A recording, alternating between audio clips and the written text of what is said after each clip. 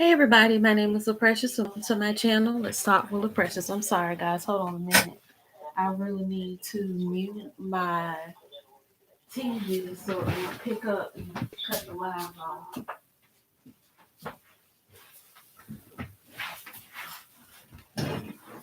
Okay, I'm back. Okay, so hey you guys, my name is Precious and welcome to my channel. Let's talk with Precious. So today I'm going to be talking about why I've decided to go natural. I've decided to go natural because number one, I'm tired of spending money on relaxers. Underneath this wig, you guys know I wear wigs, my hair was relaxed. And since the pandemic and even living through the pandemic, I'm just tired of spending money on a relaxer. Most people know that once you go to the hair salon or the beauty parlor or whatever you want to call it, relaxers can range from 75 to like $95. To be honest, I don't want to pay that amount of money for a relaxer when you could buy a relaxer in the store for $10 or less. That's just me. I know stylists need to make their money and I know stylists need to do what they need to do, but I don't want to pay that much money for a relaxer. Then, number two, relaxers are really not healthy for you. Yes, I understand that when you're natural, you do have to learn how to work with your own hair texture. And yes, it is a process when you are working with natural hair, and you do have to keep it moisturized, combed, plucked, brushed. However, your hair type is, that's what you have to do. So I understand that. But I also feel like it's a lot healthier to not have a relaxer in your hair because you're giving your hair a chance to fully breathe and to fully develop and grow, and it starts to become manageable. Because instead of you using a relaxer to suppress it, to kind of make it, lay down and whatnot, when you're working with your own hair, you can pretty much braid it, flat iron it, flat comb it, hot comb it, or straighten it out or whatever, and that's what you have your hair with. But on the flip side, at the same time, I would rather just braid my hair down or put braids in it or some type of safe hairstyle, like maybe a sew-in, wigs, braids, whatever it is I need to do to keep it healthy and maintained. That's what I'm going to do because I feel like for me it's more cost sufficient and it's cheaper, but also it's just healthier. And plus, a lot of people have said over the years, I've read a lot of different sources, is that when you have a relaxer, you are putting a chemical in your hair, and that's true. I've always known that. But also, it can have an effect on your body throughout time. I've heard that women that are pregnant, they go without a relaxer the whole 8 to 9 months that they're pregnant because they say that the chemicals that's in the relaxer, that when you put it in your hair, it could somehow affect you and the baby. But I do believe that there's some truth to that because I remember when I was younger, and I'm talking like young, back when I was a teenager, whenever I didn't have a relaxer in my hair or whenever new growth was coming and it was about time for me to get a relaxer, I remember my scalp and my head were kind of smart. And then it would get really sore. And then I would get sore spots here and there. And it felt like, it didn't feel as if somebody had like banged me in my head, but it just kind of felt like something was just like sitting on my scalp.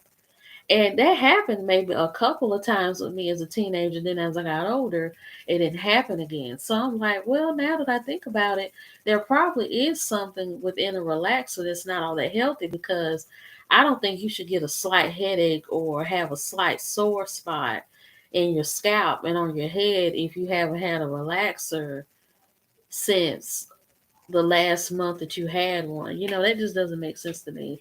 So mainly for those two reasons, that's why I'm going natural, is to be healthy, but to also save money.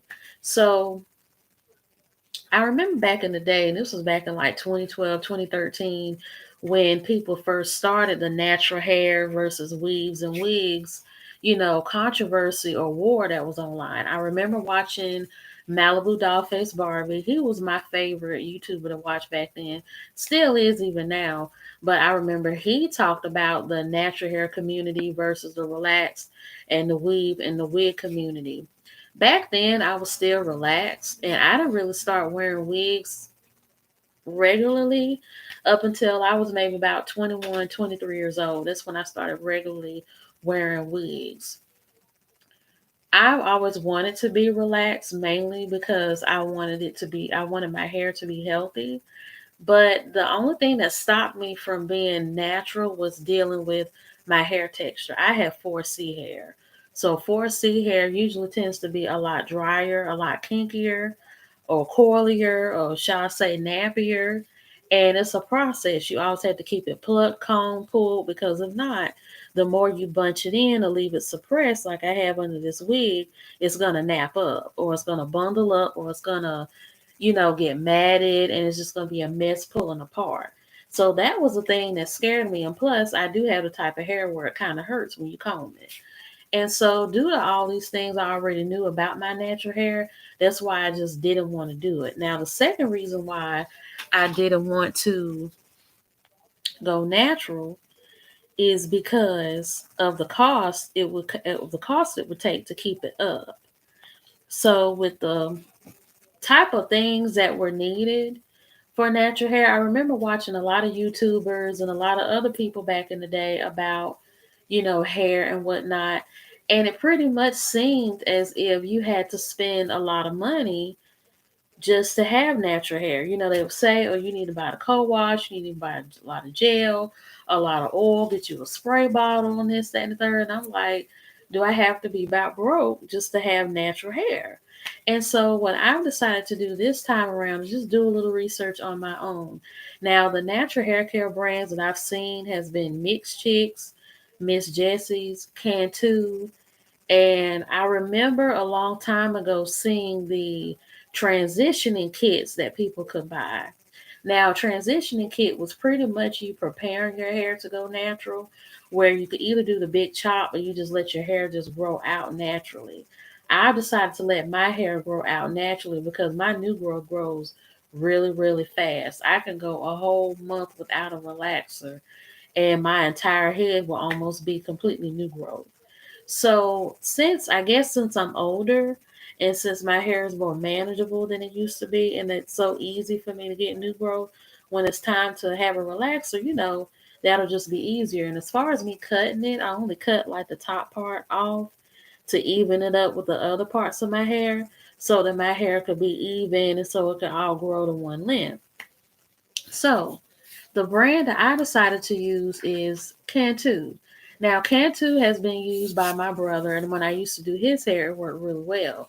But I figured that depending on your hair texture and your hair type, that you have to make sure you use the type of natural hair care products that's best for you. So when I went to Sally's, I asked the lady there what kind of natural hair care products would be best for me because they have hundreds of natural hair care products out now. And one thing that I don't like about the natural hair community or even these natural hair care brands is that they don't do a good job of advertising or advocating for different hair textures. Because let's be real, in the black community, a lot of us sometimes tend to have this outlook on natural hair where it's just like, my wig. It's big, it's silky, it's curly, it's bouncy. You can pull it over, you can do this, you could do that. Pretty much that mixed girl or that mixed chick kind of curly hair. And if it's not like this, we want it to be wavy or silky or like really like pretty curls, or it has to be like a fro. But a lot of us fail to realize that everybody's natural hair is not as big or long as silky as this, mainly due to genetics and ethnicity and things of that nature. So I really wish that the natural hair care community would show people's different hair textures. And I know they do now, especially with YouTubers. But I feel like if the companies were to do a better job with that, I think it would be a lot easier for their products to pretty much be marketed to the right people. Because I'm going to be honest with y'all, I do not like experimenting with different products to see what works. I like asking questions from an expert that can walk me down the aisle, that can walk me to the product or walk me down to the right brush and comb to use on my head because y'all, this stuff is expensive. Now, Cantu is cheap. Even though it's cheap, it's a good product because it works. But when it comes to like Miss Jessie's and As I Am and some of these other companies, one bottle, let's see, what is this, co-wash? One bottle of co-wash is like $19.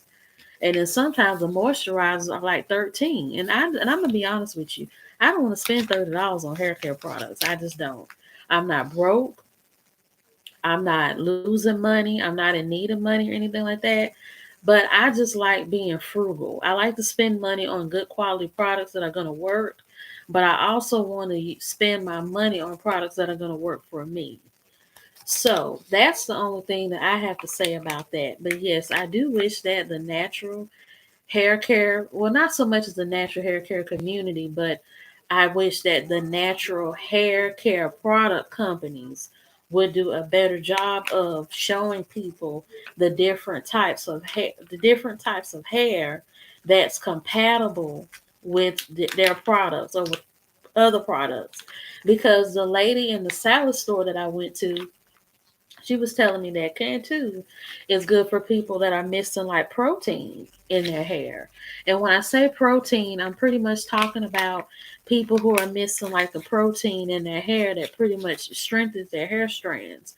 Because when you have enough protein in your hair, it keeps your hair strong and flexible, but it also keeps it from breaking off. But I think she did say, as far as it keeping moisture in your hair, it does do a good job of that to an extent, but then you may have to add on something else to your hair. And it's for people that have 4C hair, because I have 4C hair.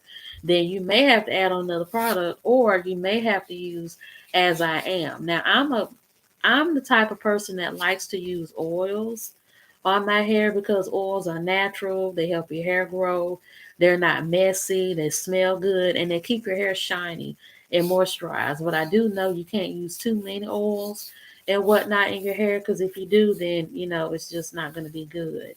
But I like Cantu mainly because it smells good. I know that it's a good product because when I used to do my brother's hair, it did really well on his.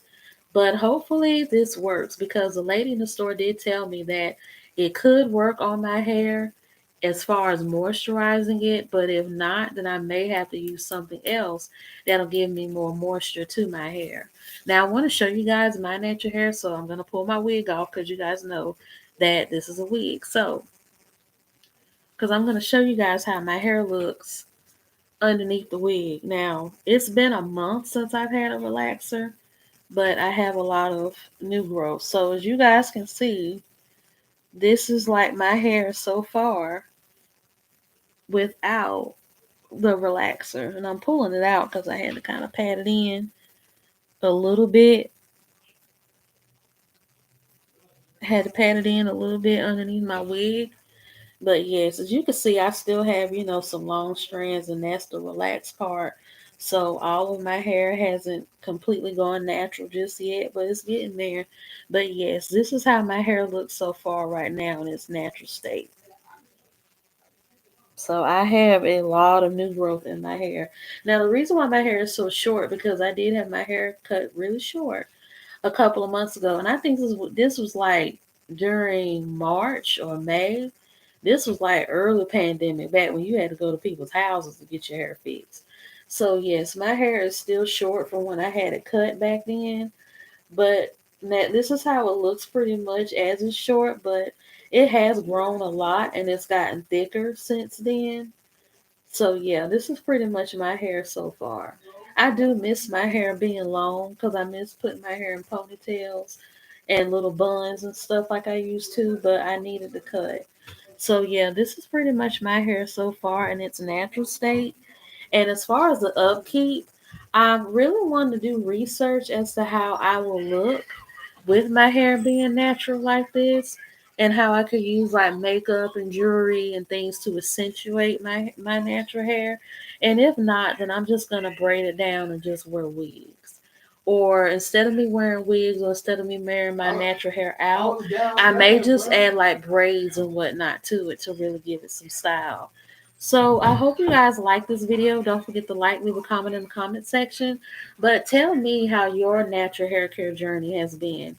When did you start going natural? Why did you start going natural? And what's your goal for being natural? And how long do you plan on being natural? Honestly, I would like to be natural for the rest of my life. Because if I could save money from not getting relaxers, but at the same time be healthy from not putting a chemical in my hair, then I'll be happy with that. But tell me you guys' journey about why your hair is natural, why you chose for it to be natural, and how long do you plan on being natural.